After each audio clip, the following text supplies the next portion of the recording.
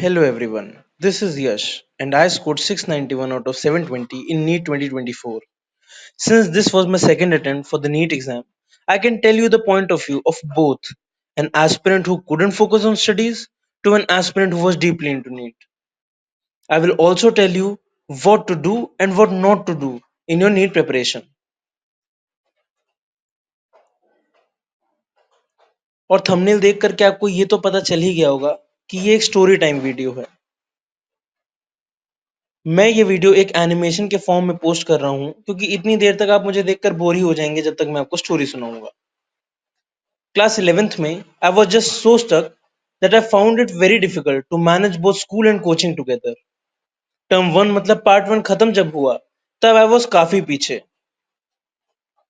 जब तक I could complete my rotation तब तक फ्लूइड मैकेनिक्स एंड वेव्स पहले ही खराब हो चुका था। I use to wake up at 3 AM in the morning to cover my backlog, but हो ही नहीं रहा था। आई न्यू कि मेरी टेक्निक में कुछ गलत है, but by that time I realise कि 11th is already over. 11th के एंडिंग मॉक्स तो मैंने सोचा दूंगा ही नहीं क्योंकि फुल सिलेबस 11th में कुछ याद ही नहीं आता था। But still I wrote few मॉक्स and ended up scoring 360 370 out of 720। मतलब बिल्कुल मूड ऑफ हो गया एंड आई थॉट कि पता नहीं मेरा नीट में होगा भी या नहीं। सो आफ्टर 11th जो 1 मंथ का टाइम हमें मिलता है फॉर 12th, उसमें आई स्टार्टेड कवरिंग 11th का backlog. This is the time when I used YouTube lectures to solve my doubts for the first time, और they were quite effective.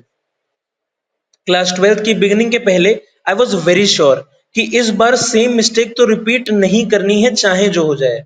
तो जैसे ही 12th स्टार्ट हुई I made it a rule, और ये आपको भी rule बनाना चाहिए कि study before class and revise after class. जो आज क्लास में पढ़ाया जाने वाला है उसको आप पहले से पढ़ करके जाएं, और जब वो टीचर पढ़ा करके आप घर आते हैं तो उसे इंश्योर करिए कि आप रिवाइज करें।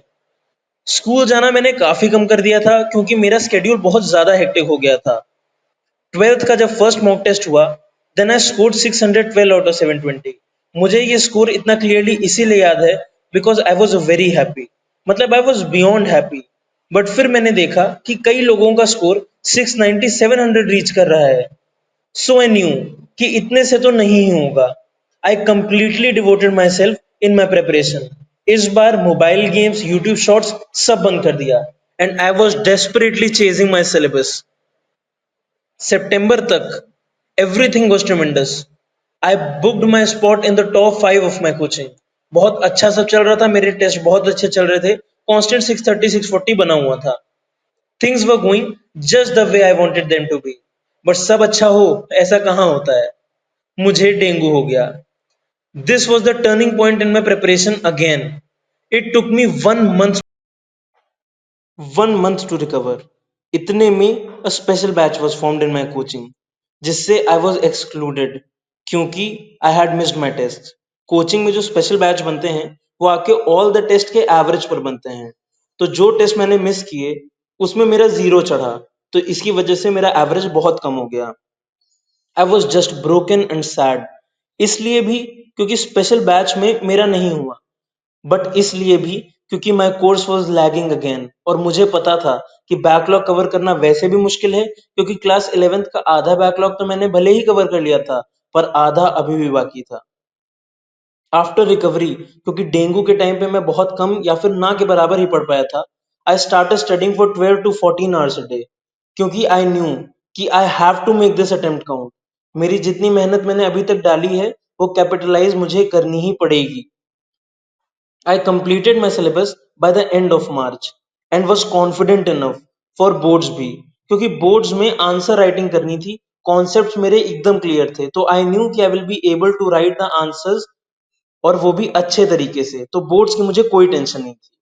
After boards when the final test series started, final test series हमारी कोचिंग में वो टेस्ट सीरीज थी जो नीट के पहले और वो लास्ट टेस्ट सीरीज स्टार्ट होती है जो आपको ये बताती है कि आपकी प्रिपरेशन कैसी है। इसमें फुल मार्क्स होते हैं, पार्ट टेस्ट भी होते हैं। तो when the final test series started, my average was between 625 to 630। तो 11th combined मुझे तो ये स्कोर अच्छा लग रहा था, और मैं इसमें इम्प्रूवमेंट के स्कोर्स भी देख रहा था क्योंकि मैं मिस्टेक एनालिसिस कर रहा था। हाईएस्ट स्कोर मेरा गया था 660 आउट ऑफ 720। जो कि काफ़ी अच्छा है, ये देखते हुए कि मेरा इतना लॉस हो चुका था, 11th भी अच्छे से कवर नहीं हुआ था। अभी तक सब ब्यूटीफुल चल रहा है ना? अब आगे सुनिए। My NEET exam was on 7th May 23।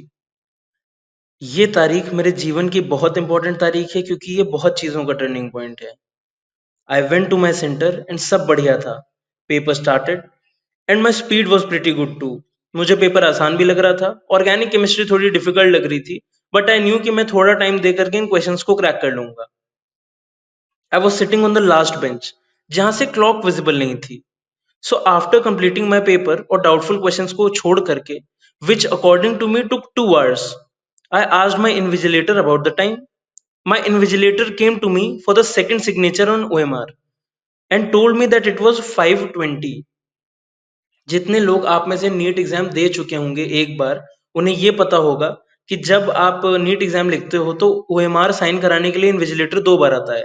एक एग्जाम की स्टार्टिंग में और एक एग्जाम की एंडिंग में, और दोनों टाइम पे आपको साइन करके टाइम लिखना होता है। तो जब मेरे इन्विजिलेटर ने 5:20 बोला जो एंडिंग टाइम था, तो फिर मुझे शॉक लगा क्योंकि मेरे हिसाब से मैं 1 hour अर्ली चल रहा था। I cross check by asking her again and she was like कि हाँ बेटा, आप साइन करिए और 5:20 लिखिए, यही टाइम है। लेटर इन द स्टोरी आप सबको पता चलेगा कि एक बहुत बड़ी मिसअंडरस्टैंडिंग थी, क्योंकि वो मुझे 5:20 लिखने को बोल रही थी, पर एक्चुअली में वो टाइम नहीं हो रहा था। पर ये मिसअंडरस्टैंडिंग उनकी तरफ से तो मिसअंडरस्टैंडिंग थी। इसने मेरा पूरा 1 साल बर्बाद कर दिया, और मेरी प्रिपरेशन के पूरे 2 years कैसे पानी में चले गए वो अभी आपको आगे पता चलेगा। मैंने अपने ओएमआर में एक भी बबल नहीं किया था। क्वेश्चन पेपर पे टिक करने का क्या ही फायदा अगर बबल ही नहीं हुए तो। आई थॉट कि अब तो सब खत्म हो चुका है, और an adrenaline rush took place. I could feel my heart pounding. मुझे आवाज आ रही थी। My hands were sweating and my body was completely drenched with sweat। I was shivering. मैं कुछ I started babbling very fast, and इसी के चक्कर में I made a babbling mistake in my O M R, जो उस time तो मुझे रियलाइज नहीं हुआ। And I continue to bubble. बाद में when I asked the second invigilator कि मैम अब कितना टाइम बाकी है, शी सेड बेटा आप इतनी टेंशन क्यों ले रहे हैं, अभी तो 1 hour बाकी है।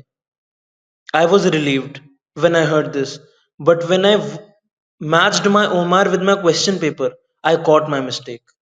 My body underwent a strange phenomenon जिसमें आई कुड मतलब आई कांट डिसाइड, मैं आपको बता ही नहीं सकता कि क्या हुआ। आई could not breathe and think. My body just went ice cold. बाद में पता चला कि पैनिक अटैक आया था मुझे, मतलब उस सिचुएशन को पैनिक अटैक कहते हैं।